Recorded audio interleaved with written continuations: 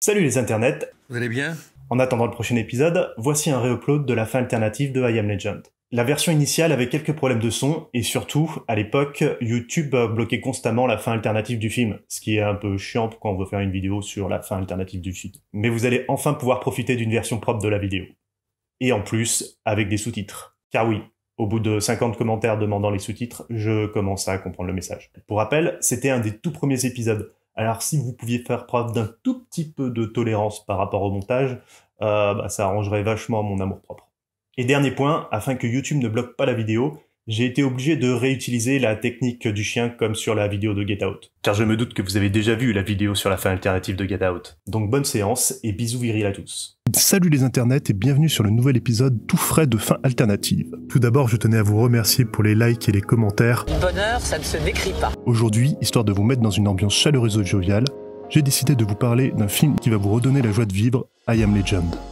Adapté du roman éponyme de 1954, alors éponyme ça veut dire qu'il a le même nom, rien à voir avec le poney, le film a été réalisé par Francis Lawrence, à qui l'on doit les Hunger Games et pas mal de clips connus. Oui, tout ça c'est lui, sauf une image, je vous laisse deviner laquelle. Mais pourquoi y a-t-il eu une fin alternative? Pourquoi, monsieur Anderson? Eh bien c'est tout simplement la fin choisie par le réalisateur. Mais après des projections tests peu concluantes, la production décida de la changer. Les projections tests sont un procédé classique afin de vérifier que le public va apprécier le montage. Cela peut pousser à faire des retakes ou d'autres changements, comme par exemple la voix de Bane dans Dark Knight Rises, That's a lovely, lovely voice. qui fut modifiée car le public test comprenait mal ce qu'il disait. Enfin, la production devait probablement déjà avoir anticipé cela et tourné la version alternative avant. Il vous encule, il vous encule, il vous encule. La projection servant d'excuse pour pouvoir imposer une autre fin au réalisateur.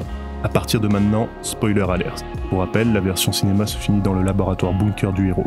Les trois personnages principaux sont assaillis par les monstres et s'enferment derrière la vitre blindée avec la créature qu'il a réussi à soigner. Will Smith récupère l'antidote et le donne à Anna, qui part via une trappe avec son enfant.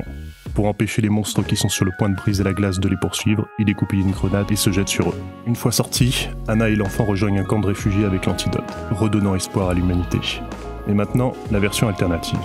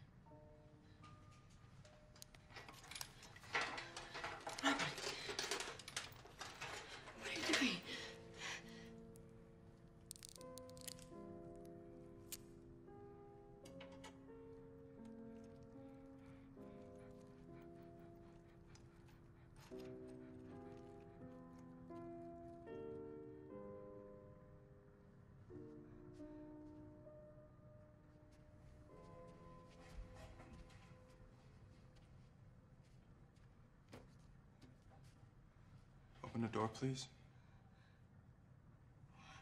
What are you doing? I'm listening.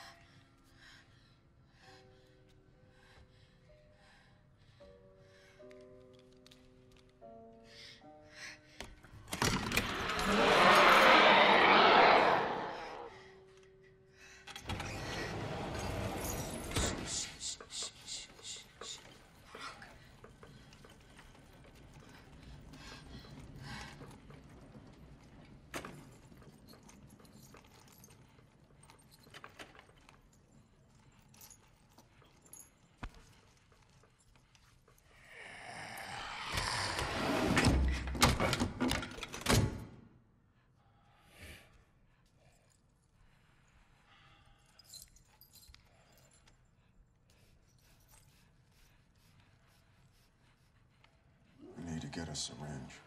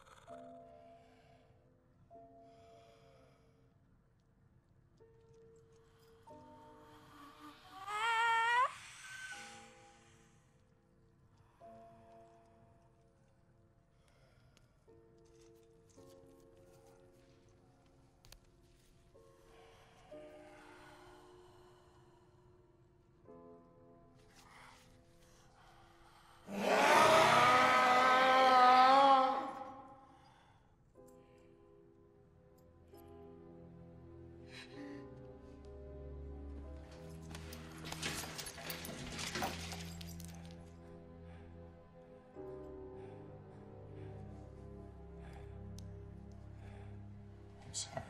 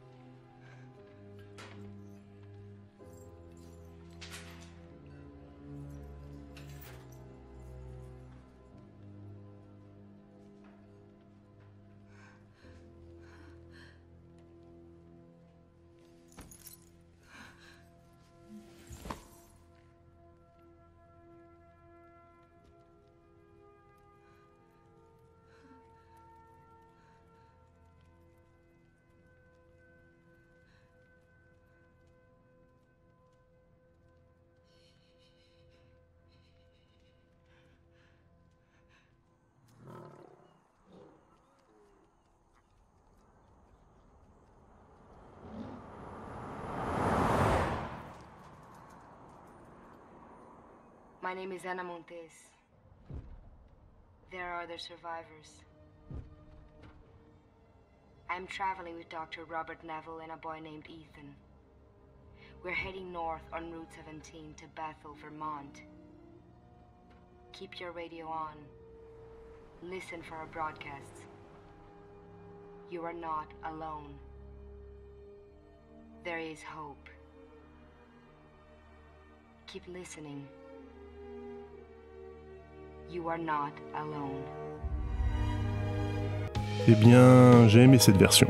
Cela change complètement la vision que l'on a des créatures. Ici, elles sont intelligentes, conscientes de leur état et surtout, elles ont des sentiments. I just have a lot of feelings. Bref, on réalise qu'elles ne sont pas de simples monstres ultra-violents, mais ont aussi un petit cœur qui bat très fort. Je sens des choses à l'intérieur. Cela incite même à revoir entièrement le comportement des humains avec ces créatures. Le hurlement du mâle alpha devant les photos de toutes les créatures mortes lors des tests du docteur l'illustre parfaitement. Et pourtant, les créatures épargnent Will Smith, ce qui pose des questions. Est-ce que l'affrontement avec l'humanité était vraiment inévitable ?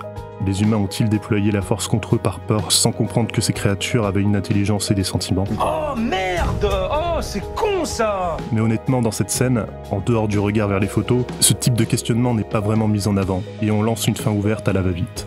Allez, on va faire ça rapidement, tu te mets en slip chaussette s'il te plaît. Oh chouette. Je ne sais pas si c'est une réelle volonté du réalisateur ou bien si la production a voulu expédier cette fin rapidement, car elle savait que l'autre serait gardé. Faut toujours que vous veniez foutre votre merde. Voilà pour cette fin alternative, je vous invite également à découvrir celle du livre dont est tiré le film, qui est encore plus différente, traite d'autres thèmes et a une plus grande ambition, car il faut avouer que les deux fins du film restent assez conventionnelles.